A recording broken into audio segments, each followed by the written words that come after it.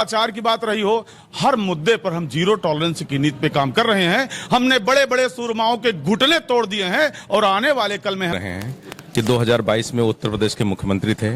राजनीति में किंतु परंतु और परिस्थिति का कोई खेल नहीं होता है। जो जीतता है वो सिकंदर होता है। किसी व्यक्ति विशेष का नाम टाउन एरिया के चुनाव में लेकर कुंडा की बदनामी कराना मेरे समझ से परे की बात है। लिस्ट निकाली थी, क्लियर लड़ाई कर लड़ेंगे। सत्ता हमारी है, सरकार हमारी है, कोई कारण नहीं होता अगर हम ईमानदारी से प्रयास करें। मिल रहा है। रही बात बूथ कैप्चरिंग की, तो माननीय योगी आदित्यनाथ जी के कार्यकाल में बूथ कैप्चरिंग एक कल्पना हो सकती है।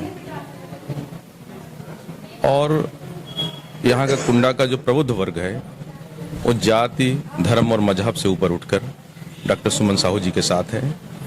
अभी तक यहाँ जो कुछ होता रहा हो उसकी चर्चा करने से कोई फायदा नहीं। कुंडा की जनता विकास के नाम पर और माननीय योगी आदित्यनाथ जी के आदर्शों पर चलकर कुंडा टाउन एरिया में कमल का फूल खिलाना चाहती है। लेकिन हाल ही में अभी 2022 में विधानसभा का इलेक्शन हुआ, किसी से छिपा नहीं है विधानसभा का इलेक्शन में क्या हुआ। उस समय तो योगी जी थे और आज भी योगी जी हैं, तो आप उस बक्से को कैसे बचाएंगे? देखिए, जहां तक माननीय योगी आदित्यनाथ जी का आप कोट कर रहे हैं कि 2022 में उत्तर प्रदेश के मुख्यमंत्री थे। राजनीति में किंतु परंतु और परिस्थिति का कोई खेल नहीं होता है। जो जीतता है वो सिकंदर होता है। कहीं कोई कमियां रह गई होंगी, इस कारण से हम परिणाम नहीं दे सके। अभी कुंडा तहसील में 4 टाउन एरिया हैं, कुंडा, मानिकपुर, डेरवा और हीरागंज। मुझे पूरा विश्वास है कि जो मुख्यमंत्री जीरो टॉलरेंस की नीति उत्तर प्रदेश ही नहीं देश में भी उनका लोग अनुसरण कर रहे हैं, मुझे विश्वास है कि चारों टाउन एरिया में इस बार भारतीय जनता पार्टी के प्रत्याशी जीतेंगे। और जहां तक डॉक्टर सुमन साहू का सवाल है, वो अपनी योग्यता और क्षमता के आधार पर महिला हैं और सभी जाति वर्ग की महिलाएं, जो पढ़ी लिखी बौद्धिक महिलाएं हैं, यहाँ तक कि मुस्लिम समाज की भी महिलाएं इनके साथ कंधा से कंधा मिला के चल रही हैं। मुझे पूरी उम्मीद है कि कुंडा में इस बार कोई दबंगई, कोई गुंडाई नहीं होगी, क्योंकि उत्तर प्रदेश के मुख्यमंत्री जी कुंडा के साथ साथ पूरे प्रदेश पे उनकी निगाहें हैं। और जो पहले होता रहा हो वो एक पुरानी बातें हैं। इस बार ऐसा कोई माहौल कुंडा में दिखाई नहीं पड़ रहा। रहा 2022 के विधानसभा की चुनाव, 90% बूथों पे तो चुनाव प्रत्याशी खड़ी हुई हैं जो भारतीय जनता पार्टी से चुनाव लड़ी थी और पूरी दबंगई से, पूरे जोशो खरोश के साथ अच्छा चुनाव लड़ी थी। लेकिन कभी कभी हम आकलन करने में हमसे गलती हो जाती है। कुंडा को बदनाम करने की साजिश है। कुंडा की पहचान राजा दिनेश सिंह, न्याज हसन खां, स्वामी करपात्री जी महाराज, कृपालू जी महाराज जैसे विद्वान जनों के कारण होती थी।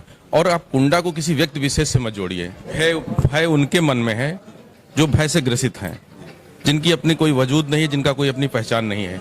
किसी व्यक्ति विशेष का नाम टाउन एरिया के चुनाव में लेकर कुंडा की बदनामी कराना मेरे समझ से परे की बात है।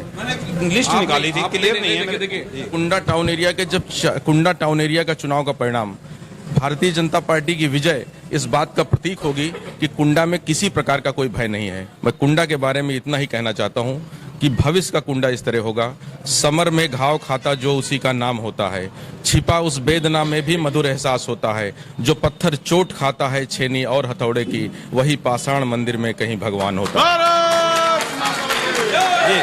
कुछ आप कहना चाहेंगे? मैं विनोद मिश्रा, पत्रकार।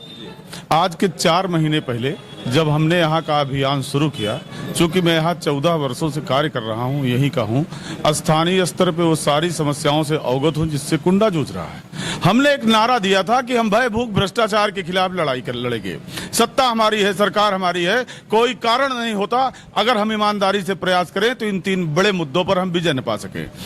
वैश्विक मंच पर आदरणीय मोदी जी और प्रदेश स्तर पर माननीय योगी जी ने अपनी परिकल्पनाओं से जो साबित किया है, उससे एक स्पष्ट संदेश लोगों में गया है, जनता में गया है कि भारतीय जनता पार्टी की सरकार किसी भी मुद्दे पर, वो चाहे गुंडे बदमाशों की बात रही हो, भ्रष्टाचार की बात रही हो, हर मुद्दे पर हम जीरो टॉलरेंस की नीति पे काम कर रहे हैं। हमने बड़े बड़े सूरमाओं के घुटने तोड़ दिए हैं और आने वाले कल में हम आपको बताएंगे कि ये जो बचे हुए हैं उनके भी टूटने जा रहे हैं। तो हमने कुंडा की आवाम को एक मैसेज भेजा है, बहुत प्यार मिल रहा है। अभी आपने एक बात करी थी नारी शक्तियों की, 11,000 समथिंग हमारे यहाँ मतदाता हैं, 24,000 में से नारी शक्तियां। महिलाओं का जो अभूतपूर्व समर्थन और प्रेम हमारी प्रत्याशी डॉक्टर सुमन साहू को मिल रहा है, हम जीत के कोसों आगे पहले पहुंच चुके हैं। बिना मतदान हुए